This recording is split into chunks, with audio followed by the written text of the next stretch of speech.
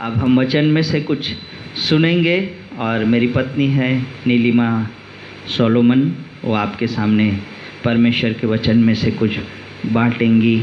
आइए हम पूरी तैयारी के साथ हृदय को अपने तैयार करें और वचन को सुनें। Praise the Lord.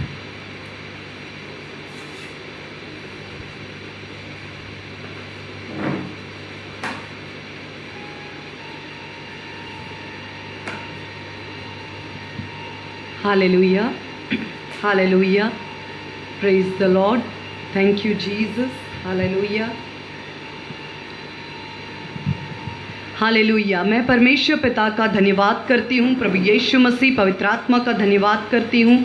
आज की शाम हम दूर हैं, लेकिन परमेश्वर ने अपनी आत्मा में हमें एक किया और हम बाउंड्रीज़ के बियॉन्ड एक साथ होकर के वर्शिप कर सकते हैं। परमेश्वर के वचन से, उसके चरणों में बैठकर हम परमेश्वर के वचन से सुन सकते हैं। ऐसा अनुग्रह किया, परमेश्वर पिता का धन्यवाद हो। साथ ही निसी फाउंडेशन के जो अथॉरिटीज़ हैं, पास्टर साहब के लिए, पास्टर पटेल के लिए, उनकी वाइफ, उनकी टीम और जो भी उनके साथ जुड़े हुए लोग हैं, मैं सबका धन्यवाद करती हूँ। और हम परमेश्वर के वचन में से आज की शाम कुछ बातों को मैं आपके साथ बांटना चाहती हूँ। एक्चुअली इस सब्जेक्ट पे पिछले कुछ समय से पवित्र आत्मा मुझसे बात कर रहा था। ये सब्जेक्ट जो है ये डिटेल है, लेकिन उसमें से एक पोर्शन, टाइम का ध्यान में रखते हुए एक पोर्शन आज की शाम मैं आपके साथ बांटना चाहती हूँ। और मैं इस बात को नहीं जानती कि कितने लोग इस वचन की गहराई तक आ पाएंगे, लेकिन वो लोग निश्चित रूप से इस वचन की गहराई को समझ पाएंगे जो वास्तव में इन दिनों प्रार्थना में, उपवास में परमेश्वर की आवाज़ को, परमेश्वर के हृदय को, परमेश्वर की बातों को ढूंढ रहे हैं, भूखे और प्यासे हैं। वो परमेश्वर के इस वचन के साथ कनेक्ट हो पाएंगे। Hallelujah, hallelujah. मेरे साथ खोल सकते हैं आप भजन संहिता 84 उसका 10, भजन संहिता साम्स 84 उसका 10, भजन संहिता उसका 84 और उसका 10। मैं आपके लिए पढ़ूंगी इस वचन को। क्योंकि तेरे आंगनों में का एक दिन और कहीं के 1000 दिन से उत्तम है। दुष्टों के डेरे में वास करने से अपने परमेश्वर के भवन की डेवड़ी पर खड़ा रहना ही मुझे अधिक भावता है। वचन का जो दूसरा भाग है, इसको मैं आज पवित्र आत्मा के अनुग्रह से और पवित्र आत्मा की सहायता से, क्योंकि वचन कहता है कि परमेश्वर का आत्मा प्रकाश को लेकर आता है, वचन के खुलने से प्रकाश होता है। तो परमेश्वर की आत्मा की सहायता से मैं इस वचन को एक्सपोज करना चाहती हूँ आपके साथ में। जो दूसरा भाग है उसमें लिखा है, परमेश्वर के भवन की डेवड़ी पर खड़ा रहना मुझे अधिक भाता है, दुष्टों के डेरों में वास करने से अधिक। जो दूसरा भाग है उसमें जो लिखा है कि मेरे परमेश्वर के भवन की डेवड़ी पर, परमेश्वर का भवन और उस भवन का जो डेवड़ी यानी कि जो द्वार है, द्वार पर खड़ा रहना मुझे अधिक भाता है। इस समय परमेश्वर ऐसे लोगों के लिए, परमेश्वर का पवित्र आत्मा वेट कर रहा है जो हर एक सुख सुविधा, आराम और कंफर्ट्स को छोड़ करके एक हार्ड टास्क के लिए, एक कठिन जिम्मेदारी के लिए, एक कड़े बात के लिए अपने आप को रेडी कर रहे हैं, विलिंगली, तैयारी से, अपने इच्छा से। क्योंकि यहाँ भजन का लिखने वाला कहता है कि मुझे डेवड़ी पर खड़ा रहना, द्वारपाल। अगर मैं आपसे बात करूं कि द्वारपाल, इंग्लिश में जो इसका ट्रांसलेशन आया है, अलग अलग ट्रांसलेशंस के अंदर ये द्वारपाल, गेट कीपर, वॉचमैन, ऐसे वर्ड्स अलग अलग एम्पलीफाइड वर्जन में, किंग जेम्स में, न्यू किंग जेम्स में आपको मिल सकते हैं। गेट कीपर, द्वारपाल, वॉचमैन, इस वचन का अर्थ जो इंग्लिश में आया है। और मैं नहीं समझती कि ये बहुत ही अपीलिंग कोई पोस्ट है। ये ऐसी कोई पोस्ट नहीं जैसे बहुत लोग चाहते हों। हम किसी भी कंपनी में जाएं, हमें लगता है हम CEO बन जाएं, मैनेजर बन जाएं और टीम हेड बन जाएं, HR मैनेजर, और बहुत सारे अच्छे अच्छे पोस्ट होते हैं जो आकर्षित करते हैं। लेकिन परमेश्वर का वचन कहता है कि परमेश्वर का आत्मा उन लोगों की ओर लगा हुआ है जो दिल से चाहते हैं कि परमेश्वर की डेवड़ी पर द्वारपाल बनकर खड़े हो जाएं। आप भी सोच रहे होंगे कि द्वारपाल क्यों इस समय परमेश्वर हमें चाहता है कि हम ऐसी पोजीशन पे आएं?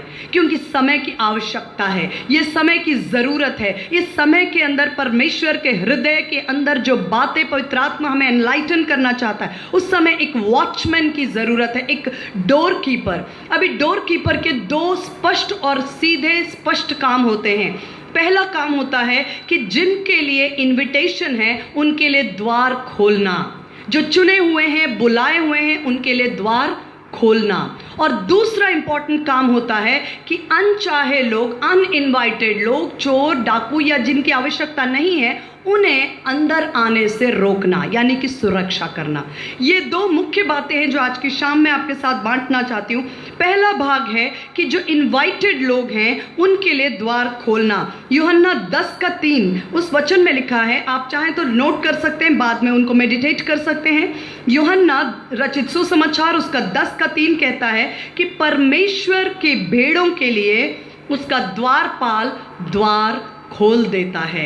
किसके लिए द्वार खोल देता है? परमेश्वर के ठहराए हुए, चुने हुए भेड़ों के लिए, उन भेड़ों के लिए जो परमेश्वर का शब्द सुनती हैं। उनके लिए द्वारपाल क्या करता है?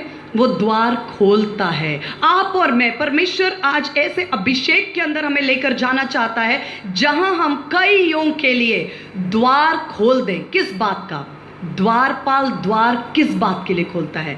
लिखा है अच्छा चरवाहा।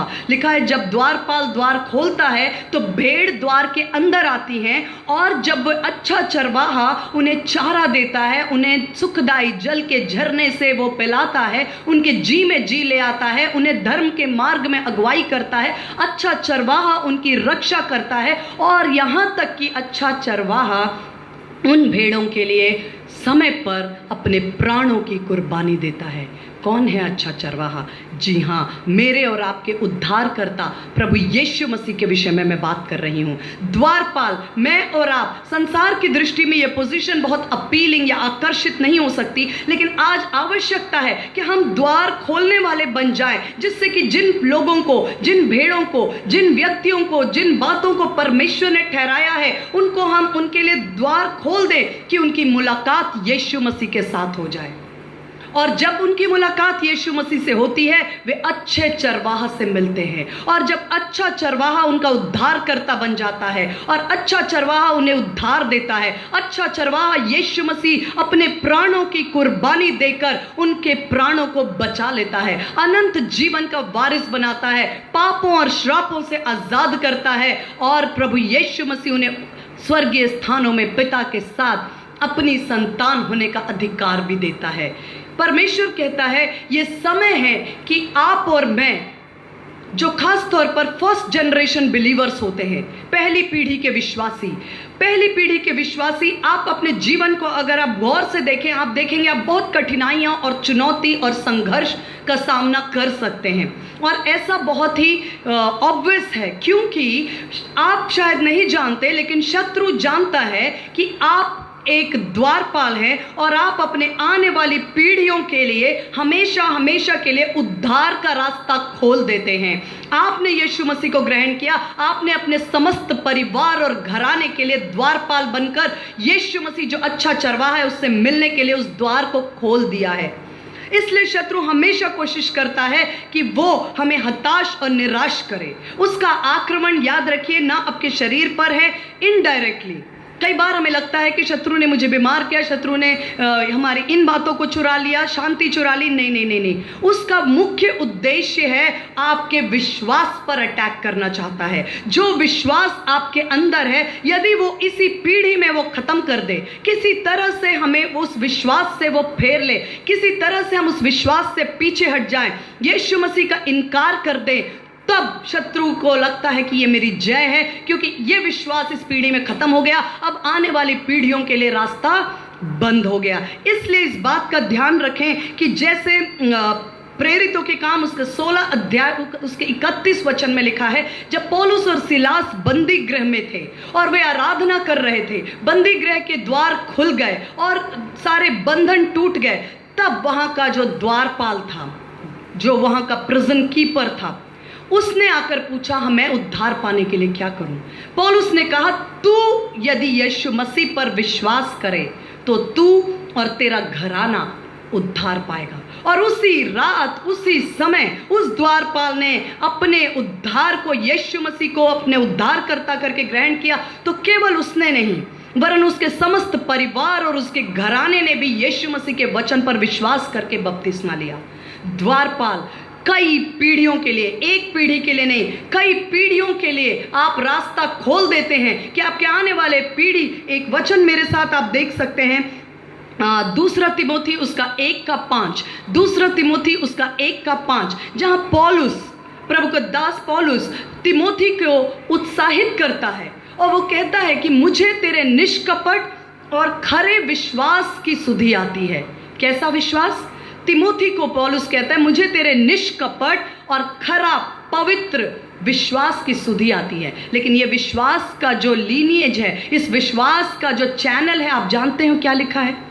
उसने पौलुस कहता है ये विश्वास तिमोथी जो तेरे अंदर है, जो खरा और निष्कपट विश्वास है, ये पहले तेरी नानी में था, फिर तेरी माता यूनीके में, और अब वो विश्वास तेरे अंदर है।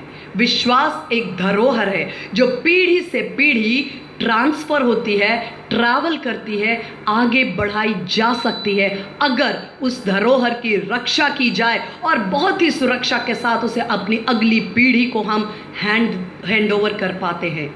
क्योंकि हम सब इस बात से अच्छी तरह वाकिफ हैं कि किस तरह से अपने धन, अपने दौलत, अपने एसेट्स, अपने प्रॉपर्टी, अपने घर, मकान, खेत, कैसे हम उसको सुरक्षित रखना है जानते हैं, और कैसे उसे अपनी अगली पीढ़ी को ट्रांसफर करना है ये भी जानते हैं। लेकिन हमें इस बात को जानना बहुत ज़रूरी है कि जो आपके अंदर है वो धरोहर, उसको भी, जैसे पौलुस कहता, तेरी नानी से वो विश्वास तेरी माता में, तेरी माता से वो तुझ में आया, वो खरा और वो निष्कपट विश्वास उसे बनाए रख, क्योंकि परमेश्वर ने हमें भय का नहीं लेकिन सामर्थ, संयम और प्रेम का आत्मा दिया है। परमेश्वर का अनुग्रह हो कि परमेश्वर हमें सिखाता है कि आज हम अगर कोई भी संघर्ष और कष्ट लेकर के, लेकिन यीशु मसीह के वचन पर खड़े ढंग से खड़े रहते हैं, हम एक द्वारपाल की नाई कई पीढ़ियों के लिए, आपका विश्वास आपकी पीढ़ी में खत्म होने वाली बात नहीं है, वो कई पीढ़ियों के लिए, आप नहीं जानते, हो सकता है आपके आने वाली पीढ़ी में तिमोथियों को परमेश्वर खड़ा करे। आप क्या जानते हैं कि आपके आने, जैसे एक प्रभु के दास रीनहार्ड बॉन्के के बारे में सब जानते हैं, लाखों लाखों लोगों को उन्होंने गॉस्पल, सुसमाचार सुनाकर उद्धार का समाचार दिया, लेकिन उनके दादा और दादी सिर्फ 2 विश्वासी थे उस गांव में, और वहां से रीनहार्ड के पिता, और वहां से रीनहार्ड। हम नहीं जानते हमारे आने वाली पीढ़ियों में परमेश्वर किन परमेश्वर के योद्धाओं को तैयार कर रहा है, लेकिन ये द्वारपाल जो है ये बहुत इंपॉर्टेंट होते हैं, क्योंकि हमने जब अपने विश्वास के अंगीकार को थाम कर रखा तो हम अपने आने वाले कई पीढ़ियों के लिए उस रास्ते को खोल देते हैं। लेकिन यूहन्ना 10:10 कहता है कि जो चरवाहा है वो द्वार से आता है और द्वारपाल भेड़ों को अंदर आने देता है। भेड़ मेरा शब्द सुनती हैं, लेकिन चोर और डाकू ये द्वार से नहीं आते, क्योंकि द्वारपाल उन्हें आने नहीं देता। मैं बता रही थी द्वारपाल या गेट कीपर या वॉचमैन की 2 मुख्य भूमिकाएं हैं। पहला, जिन भेड़ों को परमेश्वर ने ठहराया है, जिन लोगों के लिए उद्धार को परमेश्वर ने आपके घर, घराने, परिवार, समाज, देश को ठहराया है, उनके लिए आप द्वार खोल देते हैं कि उनकी मुलाकात अच्छे चरवाहा यीशु मसीह से हो। लेकिन दूसरा और भी इंपॉर्टेंट बात है, वो है रक्षा करना चोर और डाकू से। किस बात की रक्षा? आप सोच सकते हैं कि ये पैंडेमिक का समय है, कई लोग कह रहे हैं हमारा बिजनेस खत्म हो गया, हमारी सैलरीज नहीं है और हमारे पास ऐसा कुछ भी नहीं है कि कोई आके क्या चोरी करके लेके जाएगा। अगर आप ऐसा सोचते हैं तो हम धोखे में हैं और हम गलत सोचते हैं। मेरे साथ जल्दी आप खोल सकते हैं 2 कुरिन्थी उसका 4:7। 2 कुरिन्थी उसका 4:7 वचन कहता है कि 2 कुरिन्थी 4:7 में कि हमारे पास यह धन मिट्टी के बर्तन में रखा है। सरप्राइज हो गया, धन की बात कर रही है सिस्टर, जहाँ पर सारी अर्थव्यवस्था हिली हुई है, अमेरिका से लेकर इंडिया तक, और कहीं से कुछ मिल नहीं रहा है, कहीं से कोई बिजनेस खत्म हो रहे हैं और हर तरफ क्राइसिस है, कमी है, घटी है, मुश्किलें हैं। जी हाँ, ये जो धन बाहर का है ना, इसको देखने के लिए हमें बाहरी आंखें चाहिए जो हमारे पास हैं। और आप जानते हैं 2 साल पहले जब केरल में बाढ़ आया था, बहुत ही भयंकर वाला, उस समय जो वहाँ के करोड़पति और अरबपति लोग थे वो एक टाइम के खाने के लिए लाइन में लगे थे। सब कुछ खत्म हो गया। जब हमारे देश में नोटबंदी हुई तो कितने नोट जो हैं वो कागज़ बन गए और पानी में बहा दिए गए। इस धन के विषय में परमेश्वर का वचन नहीं कह रहा है। ये वचन, परमेश्वर का वचन कहता है 2 कुरिन्थी 4:7 में, हमारे पास यह धन मिट्टी के बर्तन में रखा है।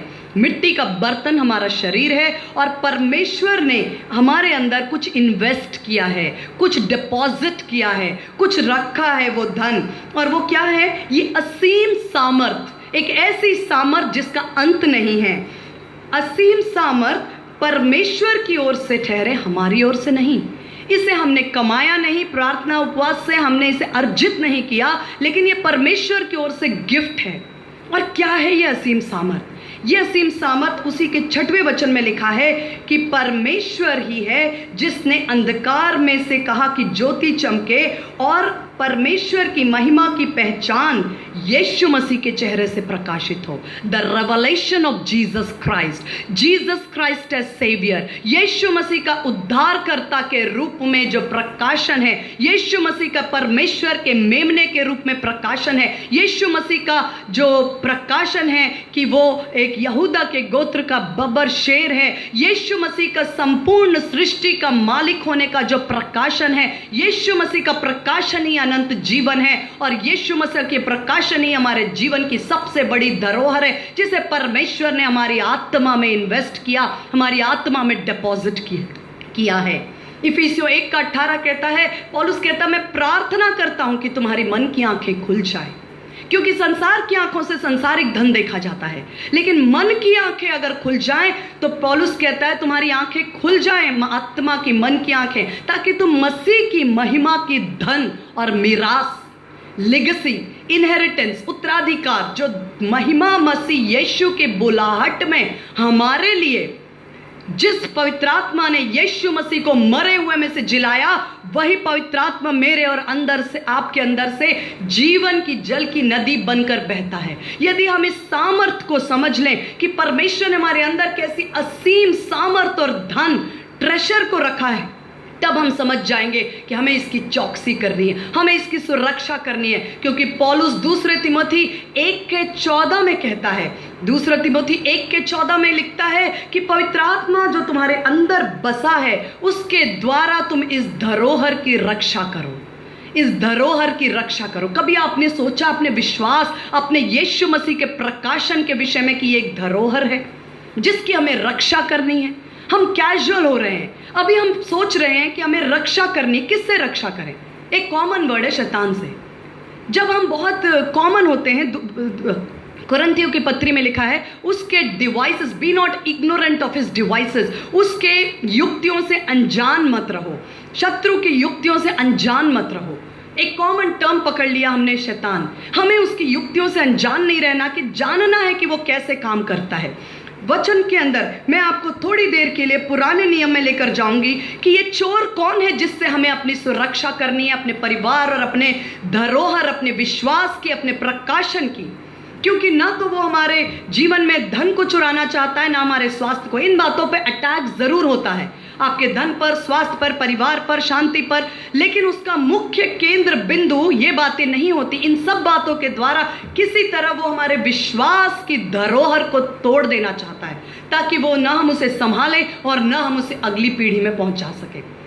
अपने विश्वास को यीशु मसीह का प्रकाशन, जिसके विषय में यीशु मसीह कहते हैं कि पतरस को, ये प्रकाशन जो मैं परमेश्वर का पुत्र हूं, ये प्रकाशन जो तूने पाया है, इसके आधार पर कलीसिया खड़ी होती है। प्रकाशन के आधार पर परिवार खड़े होते हैं, प्रकाशन के आधार पर कलीसिया खड़ी होती है, प्रकाशन पर नेशंस, राष्ट्र और राज्य बनते हैं। प्रकाशन का बहुत महत्व है। जब मैं पहला राजा 16 अध्याय देख रही थी, वहां एक स्पष्ट शत्रु के विषय में आज आपसे बात करूंगी। एक ऐसा शत्रु जो छिपकर वार करती है, और वो एक स्त्री है जिसके विषय में मैं एक्सपोज करना चाहूंगी, जेजबल के विषय में।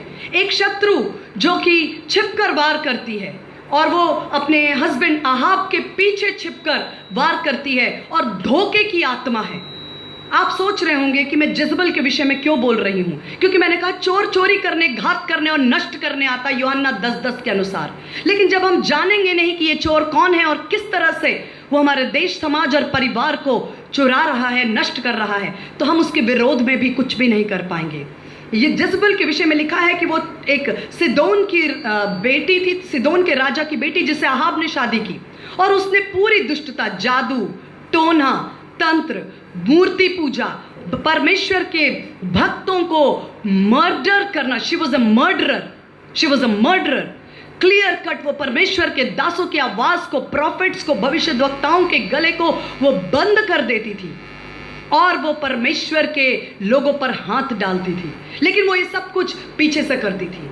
एक घटना का जिक्र है पहला राजा 21 अध्याय में, हम जानते होंगे पहला राजा 21 अध्याय में, उसमें लिखा है नाबोत नाम का एक जज़रेली था। नाबोत एक सीधा साधा परमेश्वर का भय मानने वाला व्यक्ति था। उसके पास एक खेत था, एक दाख की बारी थी जो उसके पुरखाओं से उसे मिली थी। आहाब ने कहा, आहाब के पास सब कुछ था, पूरा देश था, इज़राइल का राजा था आहाब, सब कुछ था, लेकिन उसने लालच किया। दाख की बारी जो नाबोत की थी मुझे दे दे। नाबोत ने कहा कि मेरे पुरखाओं से मैंने धरोहर पाई है और इस धरोहर को मैं आपको नहीं दूंगा। तब जज़बल ने कहा, आहाब तुझे पैसों से नहीं, मुफ्त में मैं ये दाख की बारी दिलाऊंगी। और उसने तुरंत एक दुष्ट युक्ति करी, उसने नाबोत को खत्म करवा डाला, पथरवाह करके उसको पूरी तरह मिट्टी में मिला दिया, उसको, उसकी संतान को। और आहाब राजा को कहा कि अब ये दाख की बारी तू ले ले। पुरखाओं की धरोहर पर अधिकार करना, हम बात कर रहे हैं विश्वास, जो हमारे धरोहर है, जो हम पीढ़ी से पीढ़ी में देते हैं, वचन है, प्रकाशन है यीशु मसीह का, जिस पर वो अधिकार करना चाहती है। क्योंकि यूहन्ना 15 अध्याय में लिखा है, मेरा पिता किसान है और मैं दाखलता हूँ। यीशु मसीह कहता है, मेरा पिता किसान है और मैं दाखलता हूँ और तुम डालियां हो, जो मुझ में हो वो फलते हो। ये दाख की बारी परमेश्वर की कलीसिया और विश्वासियों का जीवन है, जिसके ऊपर जज़बल, आप सोच रहे होंगे जज़बल तो दूसरा राजा, बहुत पुरानी बात है, सालों पहले खत्म हो गई, आज वो हमारे लिए क्या कर सकती है? गलत सोचते हैं। प्रकाशित वाक्य उसका 2:20, प्रकाशित वाक्य 2:20, एक बार मुझे टाइम बताएंगे, टाइम, प्रकाशित वाक्य उसका 2:20, हालेलुया। प्रकाशित वाक्य उसके 2:20 में लिखा है कि परमेश्वर का पुत्र यानी यीशु मसीह, जिसकी आंखें आग की ज्वाला के समान हैं और पांव उत्तम पीतल के समान हैं, यीशु मसीह कहते हैं थुआतीरा की कलीसिया के विषय में कि तेरे विश्वास, तेरा काम, तेरा प्रेम, तेरी सेवा, तेरा धीरज, सब कुछ बहुत बढ़िया है। तेरा काम, तेरे विश्वास, तेरी सेवा, तेरी आराधना बढ़िया है, खूब आराधना करते हो, खूब काम कर रहे हो, खूब गॉस्पल सुना रहे हो, खूब उपवास कर रहे हो, सब बहुत बढ़िया है। लेकिन तेरे विरोध में एक बात मुझे कहनी है कि तू उस जज़बल को रहने देता है जो अपने आप को भविष्यवक्तनी कहती है। प्रकाशित वाक्य में यीशु मसीह ने जिक्र किया, जज़बल एक दुष्ट आत्मा है जो पहले राजा से लेकर के आज तक में भी पीछे से, धोखे से परमेश्वर के लोगों को झूठ बोलकर निराशा में डालना, जैसे उसने एलिया को किया, झूठी धमकी देकर परमेश्वर के लोगों को उनके रास्ते से हटाना, उनके मकसद से, उनके मिशन से और उनकी बुलाहट से हटाना, जो उसने एलिया के लिए कोशिश की। झूठी धमकियां, तेरा भविष्य खत्म है, मैं तुझे मार डालूंगी, तेरा जीवन, तेरा संतान, तेरा भविष्य, तेरा परिवार सब खत्म है, नौकरी खत्म, झूठी धमकियां देना। और यही नहीं रुकती, वो घात करती है, जैसे नाबोत को मरवा डाला और उसकी दाख की बारी, जैसे यूहन्ना 15 अध्याय में लिखा है, मेरा पिता किसान है और मैं दाखलता, और तुम डालियां, जो परमेश्वर की कलीसिया है उसके ऊपर कब्जा करना चाहती है इनडायरेक्टली, आप सोच सकते हैं। और तीसरी जो बहुत इंपॉर्टेंट बात है वो व्यभिचार की दुष्टात्मा। दुख की बात यह है कि संसार में अगर है तो है, लेकिन ये कलीसिया में है। परमेश्वर का वचन कहता है, मुझे इस बात का विरोध है, यीशु मसीह कहता है थुआतीरा के कलीसिया से, कि तेरी प्रार्थना, तेरा प्रेम, तेरे काम, तेरा विश्वास, तेरी सारी बातें बेहतरीन है, इनफैक्ट लगातार तुम इंप्रूव कर रहे हो, लेकिन तेरे विरोध में एक बात है कि तू क्यों स्त्री जज़बल को रहने देता है, जो अपने आप को भविष्यवक्तिनी कहती है और मेरे दासों को व्यभिचार में और मूर्ति पूजा और टोना में भटकाती है। अगर संसार में है ये बातें तो होने दीजिए, लेकिन ये बातें कलीसिया में अगर हैं तो हम क्यों बर्दाश्त कर रहे हैं?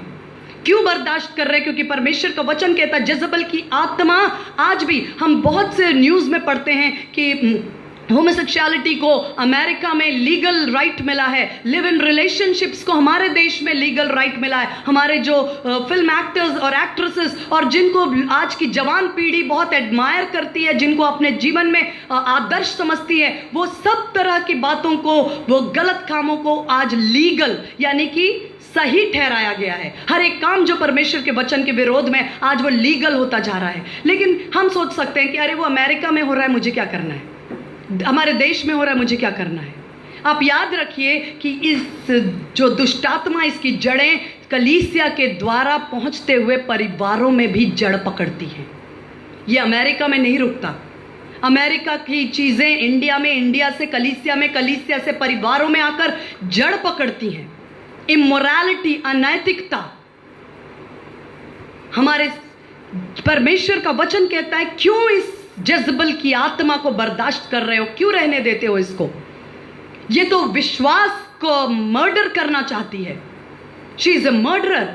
वो मेरे और आपके जीवन में, हमारी पीढ़ियों में, हमारे परिवारों में, हमारे जीवन में नाना प्रकार की परिस्थितियां ऐसी ले आते हैं जिससे कि हम ऐसा दुख और संताप और पीड़ा और कष्ट का जीवन संघर्षों में ऐसा घेरना चाहती है जहां एक विश्वासी कह दे कि यीशु मसीह का इनकार कर दे, क्योंकि वो जानती है धरोहर है और इस धरोहर को मुझे और आपको रक्षा करनी है और अपनी अगली पीढ़ी, क्योंकि वचन में लिखा है 2 तिमोथी 1:14 में कि पवित्र आत्मा के द्वारा इस धरोहर की रक्षा कर। क्यों लिखा है रक्षा कर? क्योंकि इसके ऊपर अटैक है।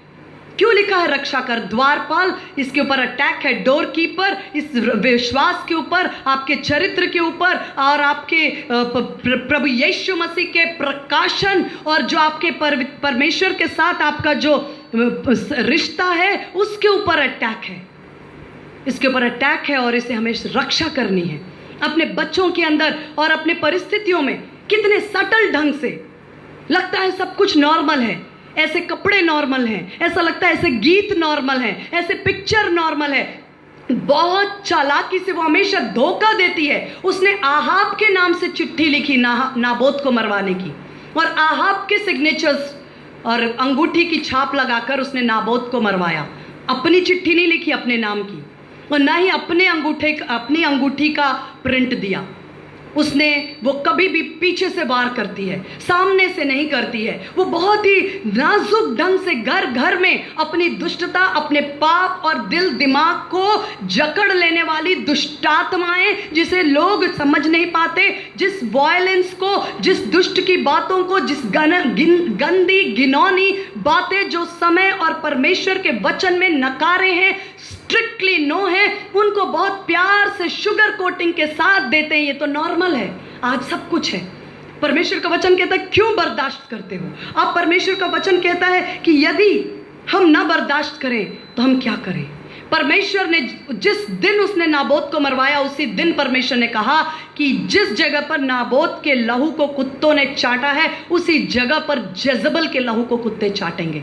परमेश्वर के मुंह से निकलने वाला वचन पूरा होता है, उसका अभिषेक आता है। आज परमेश्वर कहता है कि एक एकांत की कोठरी में जो प्रार्थना कर रहे हैं, जो अन्य अन्य भाषा में वॉर कर रहे हैं, वॉरफेयर कर रहे हैं, पवित्र आत्मा में होकर प्रार्थना कर रहे हैं, जो लोग उपवास के साथ परमेश्वर के संग ठहरे हैं, परमेश्वर कहता है लोगों को नहीं पता, मैंने तुम्हें सीक्रेटली अभिषेक किया है।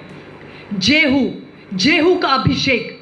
जेहू को परमेश्वर ने कहा, एलिया और एलीशा से कहा इसका अभिषेक करो, क्योंकि इसकी तलवार है जो सारी जेजबेल की दुष्टता को टुकड़े टुकड़े कर देगी। हालेलुया। परमेश्वर आज सीक्रेट प्लेस पर, पुलपिट्स पर नहीं, दिखावे पे नहीं, हमारे फेसबुक पर, इंस्टाग्राम, ट्विटर पे नहीं, जब आप अकेले में एकांत में परमेश्वर के साथ आराधना, प्रार्थना और जब आप अन्य अन्य भाषा में पवित्र आत्मा की उपस्थिति में ठहरते हैं, एक सीक्रेट अनॉइंटिंग आपके पास है। वो है जेहू का अभिषेक। ये लंबा सब्जेक्ट है, मैं कट शॉर्ट करती हूं। यदि आपको लगता है कि मैं आपसे बात कर रही हूं, आप इस अभिषेक में बढ़ें। और जेहू ने जब अपनी तलवार उठाई, एक व्यक्ति अहाब के घराने से नहीं बचा। परमेश्वर का वचन कहता है कि तुम अंत के इफिसियों 6 अध्याय में कि तुमने कमर कस ली, तुमने अपने झिलम पहन ली, सुसमाचार के जूते पहन लिए, सब कुछ बढ़िया है, लेकिन तलवार कहाँ है? वो तलवार उठाओ जो वचन की है, क्योंकि इस तलवार से आप अपने परिवार, अपनी कलीसिया, अपने नेशन के अंदर जेजबल की दुष्टात्मा ने जितने भी इविल स्पिरिट्स को रिलीज किया, माइंड कैप्चर करने वाले, डिप्रेशन में लाने वाले, माइंड को, दिल दिमाग सोच विचार को अंधा कर देने वाले, हर एक गलत बात की ओर प्रेरणा देने वाले, ऐसे जो स्पिरिट्स को रिलीज किया है, इनको कट करने के लिए परमेश्वर का अभिषेक आता है जेहू के ऊपर। और जेहू ने सिर्फ एक बात कही। आपको मालूम है, जब जेहू उस जगह पर आता है जज़रेल में, सब आहाब के पूरी डिनास्टी को खत्म करता है। और जब वो आता है, बहुत विचित्र बात लिखी है वहां पर, जेजबल ऊपर से झांकती है। जेजबल को सब पता है कि मेरे पति को मारा जा चुका है, मेरे बच्चों को मारा जा चुका है, राजद्रोह हो चुका है। लेकिन वचन में पता नहीं क्यों ऐसा लिखा है दूसरे राजा में कि दूसरे राजा के 10 अध्याय में कि जेजबल ने आंखों में सुरमा लगाकर, बालों को सजाकर, ये लिखा है वचन में, ऊपर से झांकी। वो आखिरी एक दाव चलना चाहती थी जेहू के ऊपर। यदि परमेश्वर मुझे और आपको अभिषेक करता है कि परमेश्वर के वचन की तलवार से, अपने मुंह से बोलने वाले वचनों से आप शत्रु की गंदी चालों को टुकड़े टुकड़े करते, अपने बच्चों को, समाज को, जवानों को, परिवारों को, प्रभु के लोगों को आजाद कर रहे हैं, परमेश्वर के वचन की तलवार से जो आपके मुंह से निकलती है, वो आखिरी दाव भी चलती है। पता नहीं क्यों ऐसा लिखा है, स्पष्ट पेंट किया अपनी आंखों को। जब पता है सारा राज्य को मार चुका है जेहू, उसके पति बच्चों का सब खत्म कर चुका, लिखा है she painted her eyes and decorated her hair. अपने बालों को संवारती है, अपनी आंखों में सुरमा लगाकर ऊपर से झांकती है कि किसी तरह मैं इसे फंसाऊं और फिर इसे भी उन दासों की तरह व्यभिचार में ले जाऊं। लेकिन जेहू ने वहीं से कहा, उसे ऊपर से नीचे फेंक दो। आज परमेश्वर का वचन कहता है कि आपके मुंह से निकलने पर वचन की तलवार से जेजबल के झूठ, जेजबल की निराशा, जेजबल की दुष्ट की युक्तियां, जेजबल के व्यभिचार की बातें, जेजबल की तमाम युक्तियां जो धरोहर को छीनना चाहती, कब्जा करना चाहती है, आप अपने मुंह की तलवार से, वचन से टुकड़े टुकड़े करते। आप कहेंगे और वो नीचे गिरेगी, और जब वो नीचे गिरती है तो वहां कुत्ते उसका लहू चाटते हैं और उसका सिर और हाथ के सिवा कुछ भी नहीं बचता, उसको फ्यूनरल सर्विस भी नहीं मिल पाता, कुछ बचा ही नहीं, कुत्तों ने उसे पूरी तरह खा लिया। ऐसी दुर्दशा परमेश्वर ने जेजबल की दुष्टात्मा के लिए ठहराई है। लेकिन उस काम को करने के लिए परमेश्वर का अभिषेक जेहू का अभिषेक है। इस समय जेहू का अभिषेक परमेश्वर अपने लोगों को देना चाहता है जो उस पर ठहरते। मैंने स्टार्टिंग में कहा था कि मैं नहीं जानती कितने लोग इस वचन से कनेक्ट हो पाएंगे।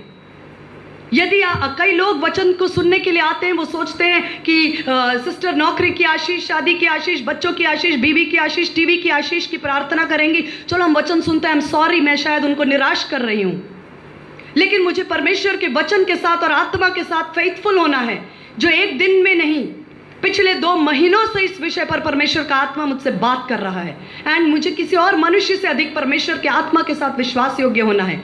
परमेश्वर का वचन कहता है तेरे ऊपर अभिषेक दिया है, तेरे ऊपर अभिषेक दिया है जेहू का, और तू उस तलवार से जादू, टोना, तंत्र, मंत्र, व्यभिचार, दुष्टता की शक्तियों से कलीसिया को, अपने लोगों को, अपने परिवार को आजाद करके जेजबल के टुकड़े टुकड़े हो जाएंगे अगर आपके मुंह की तलवार से वचन निकलता है। उस वचन की तलवार को लेना ना भूले। हालेलुया। मैं परमेश्वर का धन्यवाद देती हूं क्योंकि वचन वो हमेशा अपने चालों को चलती है, लेकिन परमेश्वर का आत्मा बुद्धि का आत्मा है, प्रकाशन का आत्मा है, प्रोफेसी का आत्मा है। वो झूठी भविष्यवक्ता है, लेकिन परमेश्वर का आत्मा सच्चा भविष्यवाणी का वचन देता है। अगर आज हम इन बातों पे केयरफुल नहीं हैं, अगर हम केयरलेस हैं, केयरलेस ड्राइविंग एक्सीडेंट्स को लीड करते हैं, अगर आपने चीज़ों को कैजुअल समझा है, they will lead to accidents. अगर हम चीज़ों को लेकर लापरवाह हैं, अरे चलता है, ये भी चलता है, वो भी चलता है, डिस्को भी चलता है, ये भी चलता है, अगर आप चलाएंगे जज़बल की आत्मा धीरे धीरे जड़ पकड़ लेगी। और परमेश्वर का वचन कहता है कि जेहू की तलवार को उठाने की ज़रूरत है परमेश्वर के लोगों को। मैं समझती हूँ मेरा समय ख़त्म होता है, मैं प्रार्थना करना चाहती हूँ। क्या टाइम हो रहा है? हालेलुया। मैं टाइम को ऑनर करना चाहती हूँ, क्योंकि मैं सोचती हूँ कि जो भी हमें समय के अंदर काम करना है, क्योंकि हमारा सब्जेक्ट्स जो होते हैं वो डिटेल्ड होते हैं, और हम अपने यूट्यूब पर भी इन लेक्चर्स को और इनके इस डिटेल्ड स्टडी को अपलोड करते हैं टाइम टू टाइम, ताकि जिनको परमेश्वर का आत्मा कनेक्ट करता है वो इन बातों को एक मन एक आत्मा हो जाए। अगर हम स्पिरिट, मेरे ख्याल से पास्टर ने मुझे अलाउ किया है, मैं बहुत बहुत धन्यवाद देती हूँ कि आपने मुझे 10 मिनट शायद दिए हैं। I am thankful to you, grateful to you. शायद पवित्र आत्मा ने आपको उभारा है और आपने इस वचन को कंटिन्यू होने का अनुग्रह दिया है। मैं बात कर रही हूँ कि अब हम मसीही क्या करें, हम क्या करें। कई बार हम सोचते हैं कि जिन बातों की जो कई बार हम सोचते हैं कि ये तो अमेरिका में हो रहा है, हमें क्या फ़र्क पड़ता है, हमें क्या फ़र्क पड़ता है। वो दिन दूर नहीं जब हमें फ़र्क पड़ जाएगा, क्योंकि अब जिस टेक्नोलॉजी के समय में हम रह रहे हैं, वहाँ इंडिया, अमेरिका, ब्राज़ील, हर चीज़ पल में कनेक्ट हो रही है, पल में कनेक्ट हो रही है। पिछले समय हमने एक संदेश जब हम दे रहे थे तो वो यूएस में सुना जा रहा था। पिछले कल की शाम, फ्राइडे की शाम, कॉन्फ्रेंस कॉल के द्वारा जब मैं संदेश दे रही थी तो महासमुंद के एक छोटे से गांव में संदेश सुना जा रहा था।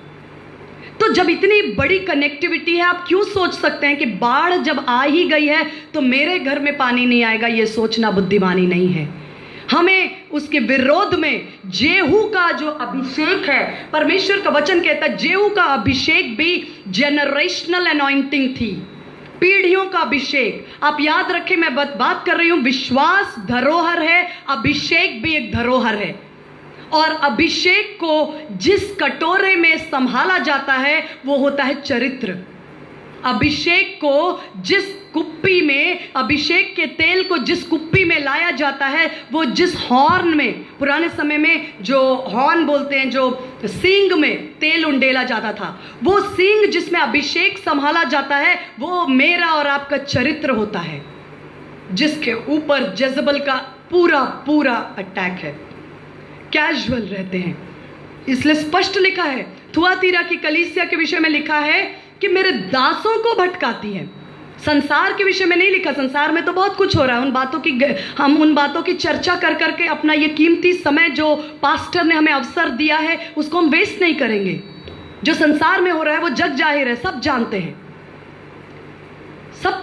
लेकिन आज दुख की बात यह है, परमेश्वर यीशु मसीह पूछते हैं प्रकाशित वाक्य 2:20 में, मुझे तेरे विरोध में ये पूछना है कि तुम जेजबल को क्यों रहने देते हो, स्त्री को जो मेरे दासों को भटकाती है।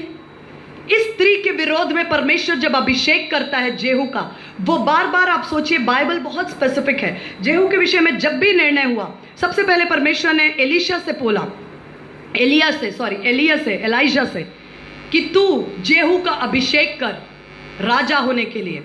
एलिया ने नहीं किया। कंपाउंडेड अनॉइंटिंग एलीशा पे आई। एलीशा से कहा गया कि तू अभिषेक कर जेहू का, उसने भी नहीं किया। उसने अपने एक शिष्य को भेजा कि जाकर जेहू का अभिषेक कर।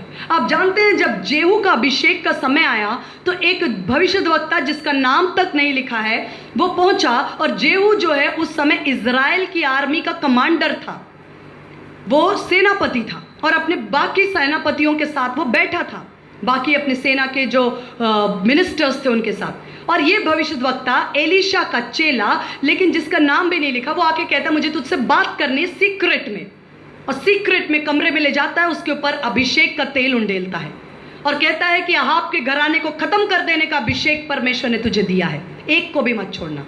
न उसके मित्र, आप जानते इतना खतरनाक था उसका स्थिति कि अहाब के फेसबुक फ्रेंड्स तक को भी जेहू ने मार डाला दूर से। कभी किसी ने गलती से अहाब से कभी फेसबुक में भी दोस्ती की होगी ना, वो लिस्ट ढूंढ के उसने मारा। अहाब के मित्रों को भी, बच्चों को, पीढ़ियों को, वंशों को तो किया ही। बहुत संभल के दोस्ती करने की ज़रूरत होती है। दोस्तों का असर दोस्तों पे आ जाता है। हालेलुया। तो जब अभिषेक किया, जेहू बाहर निकला और बार बार जेहू के नाम क्या आ गया? निमशी का पोता यहोशाफात का बेटा जेहू। जब भी उसका नाम लिया गया, निमशी का पोता यहोशाफात का बेटा जेहू, ये जनरेशनल पीढ़ियों का, वंशों का अभिषेक था। निमशी का पोता, निमशी का मतलब ही है छुड़ाने वाला, डिलीवरर, रेस्क्यू करने वाला, बचाने वाला। फिर निमशी का पोता यानी कि बचाने वाले का अभिषेक उसके दादा पर था। निमशी नाम का अर्थ ही होता है बचाने वाला, रेस्क्यू करने वाला, डिलीवर करने वाला। निमशी नाम का अभिषेक परमेश्वर ने उसके दादा पर रखा था। उसका बेटा यहोशाफात, जिसका अर्थ होता है परमेश्वर, गॉड जजेस, परमेश्वर न्याय करता है। उसके दादा का नाम निमशी, उसके पिता का नाम यहोशाफात और जेहू। दादा का नाम का मतलब है छुड़ाने वाला, बचाने वाला। पिता के नाम का मतलब है कि परमेश्वर न्याय करता है। और जेहू का मतलब है स्वयं परमेश्वर, जाहवे, जाहवे। और जब उस पुराने नियम में ये एक सिंबल, एक प्रतिरूप के रूप में आया, आज ये प्रतिरूप यीशु मसीह के अंदर है। यीशु मसीह के ऊपर अभिषेक किया गया, क्योंकि यीशु मसीह ने यशाया 61 में लिखा है कि परमेश्वर ने मेरा अभिषेक किया है कि मैं कंगालों को सुसमाचार सुनाऊं और बंदियों को आजाद करूं, दुखी मन वालों को यश का ओढ़ना ओढ़ाऊं और राख में से भी सुंदरता को उत्पन्न करूं। यह अभिषेक था जो पुराने नियम में पार्ट में, टुकड़ों टुकड़ों में अलग अलग व्यक्ति का अभिषेक होता था। वो सारा अभिषेक हमारे उद्धारकर्ता यीशु मसीह के ऊपर था। क्योंकि जब ये जेहू का अभिषेक हुआ, वो बाहर निकला, उसके सब मंत्रियों ने अपने कपड़े निकाल कर उसके रास्ते में बिछा दिए और उन्होंने उसका विरोध नहीं किया। उन्होंने कहा, अगर परमेश्वर ने तेरा अभिषेक किया है अहाब के विरोध में, तो तू आज से हमारा राजा है। जेहू इज किंग, इस बात के नारे लगाए। जेहू इज किंग मतलब Yahweh is king, God is king. परमेश्वर राजा है आज भी। आपके परिवार का, आपकी कलीसिया का, आपके समाज का, हमारे देश का भी राजा परमेश्वर है। और जब परमेश्वर का अभिषेक उठता है तो सारी दुष्ट की युक्तियां खत्म हो जाती हैं। एक सीक्रेट प्लेस में, पब्लिक प्लेस में आपको ऑनर मिलता है। ओपन जगह पर पास्टर्स हम हैं, अगर प्रचारक हैं, हम स्टेज पर होते हैं, लोग हमें आदर देते हैं। लेकिन अभिषेक सीक्रेट प्लेस में आता है। जब आप अकेले में परमेश्वर के साथ एक त्याग का समय बिताते हैं, क्योंकि परमेश्वर के साथ समय बिताना कंफर्टेबली नहीं होगा कि मैं सो भी लूं, अच्छी तरह खाना भी खा लूं, पूरी टीवी भी देख लूं, एंटरटेनमेंट, पिक्चर, पार्क, घूमना फिरना हो जाएगा, बाद में जो समय बचेगा वो थोड़ी दुआ कर लेंगे। नहीं, अभिषेक के लिए त्याग करना पड़ता है। हो सकता है आपको अपने खाने का त्याग करना पड़े, नींद का त्याग करना पड़े, आपके कंफर्ट का त्याग करना पड़े, आपके हेल्थ का त्याग करना पड़े। एक कठिन बात के द्वारा जब हम एक कोठरी में अकेले होते हैं, वहां हमें आदर सम्मान और हमारे सिर पर मुकुट रखने वाला पब्लिक नहीं होता। अकेले कोठरी में होते हैं, तब परमेश्वर एक गहरे अभिषेक को उंडेलता। और परमेश्वर का वचन और आत्मा कह रहा है, ये समय है जब परमेश्वर ने एक बार फिर से उस जेहू के अभिषेक को भरपूरी से उंडेल दिया है अपनी कलीसिया पर, पास्टर्स पर। हालेलुया। मैं पास्टर के लिए भी कहना चाहती हूँ, आपके लिए भी परमेश्वर भविष्यवाणी का वचन देता कि यदि आपने विश्वास में यहाँ तक आप चलकर आए हैं, आपकी कई पीढ़ियां ब्लेस्ड हैं, आपने अपनी कई पीढ़ियों के लिए ब्लेसिंग का द्वार खोल दिया है। और एक फ्रेश अनॉइंटिंग, जिस अनॉइंटिंग को लेके आप चले थे वो नहीं, अब एक नया अभिषेक, क्योंकि समस्याएं बढ़ रही हैं, समस्याएं नहीं हैं तो अभिषेक भी नया है। एक ताजा अभिषेक, जेहू का अभिषेक परमेश्वर कलीसियाओं पर उंडेल रहा है, प्रार्थना योद्धाओं पे उंडेल रहा है, जिन्होंने अपने समय का त्याग किया है, जिन्होंने अपने आप को परमेश्वर के साथ अकेला किया है। जिस प्रकार याकूब ने परमेश्वर के साथ मल्लयुद्ध किया, उस मल्लयुद्ध को करने के लिए उसने अपने बीवी, बच्चे और सारा जो भी तामझाम था वो सब कुछ नदी के उस पार भेज दिया। कुछ समय निकालिए, नदी के उस पार भेज दीजिए, अपने संसार की बातों को नदी के उस पार भेज दीजिए। कुछ मोमेंट्स, कुछ पल निकाल लीजिए जब आप परमेश्वर के साथ एक मल्लयुद्ध, एक समय के साथ परमेश्वर वहां आपको एक कंप्लीट ट्रांसफॉर्मेशन, जैसे जैकब को परमेश्वर ने ट्रांसफॉर्म किया, प्रिंस ऑफ इजराइल, वैसा अभिषेक परमेश्वर आप पे उंडेल रहा है। उठाना है तलवार और आपके मुंह से निकलने वाला वचन जेजबल को टुकड़े टुकड़े कर देगा। आप जब परमेश्वर के वचन की तलवार उठाएंगे, आप कहेंगे दुष्ट की युक्तियां टूट जाए, व्यभिचार की आत्मा टूट जाए और डिप्रेशन की आत्मा टूटती है। परमेश्वर का वचन कहता है जब तुम जेहू का तलवार उठता है तो आपका दुष्टता का अंत होता है।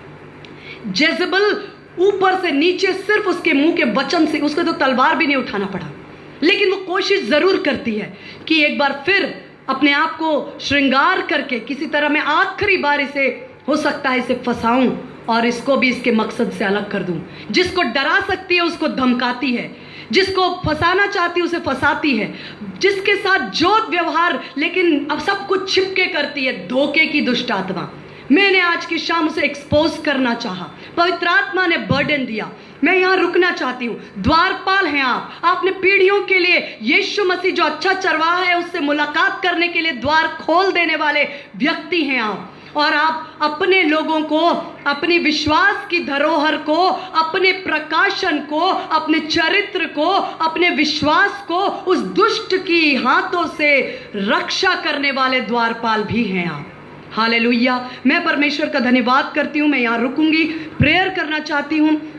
हालेलुया। स्वर्ग और पृथ्वी के मालिक, जीवित महान परमेश्वर पिता, धन्यवाद देती आज की शाम आपने ठहराया और आपने अनुग्रह किया और आपने प्रभु जी अपने वचन का प्रकाश किया, आपने दुष्ट की युक्तियों को एक्सपोज किया, क्योंकि तेरे बच्चे लोग प्रभु जी मासूम ना हो, लेकिन परमेश्वर हालेलुया वो युक्तियों से अनजान ना रहे। मैं जितने सुनने वाले हर एक के जीवन में आशीष, छुटकारा, अनुग्रह को बोलती, मन की आंखें खुल जाए ताकि हर एक व्यक्ति उस बड़े धन को जो उनके अंदर है वो पहचान सके और जीवन की जल की नदियां निकलने पाए।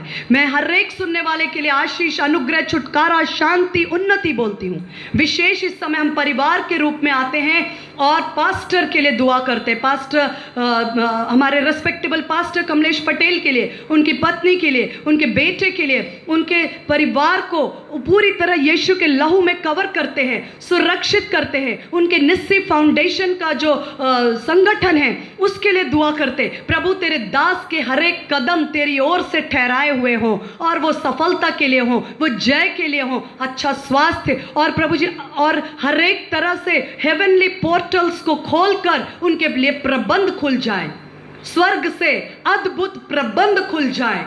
जो प्लान्स उनके मन में आपने डाले हैं, जो डेस्टिनी आपने उनके लिए ठहराई है, उस डेस्टिनी को पूरा करने की हर एक आवश्यकता स्वर्ग से हाँ और आमीन में इस परिवार के लिए, पास्टर के लिए, उनके परिवार के लिए, उनके निस्सी फाउंडेशन ग्रुप के लिए, टीम के लिए, उनसे जुड़े हर एक व्यक्ति के लिए हाँ और आमीन में पूरी हो। धन्यवाद करते हैं। हम अपने परिवार को यीशु मसीह आपके लहू में सुरक्षित करते हैं। ये प्रार्थना यीशु के नाम से मांगते हैं, आमीन और आमीन। बहुत बहुत धन्यवाद आप सबको। जय मसीह की। Thank you. हमारे लिए भी प्रेयर करते रहिए। Thank you so much.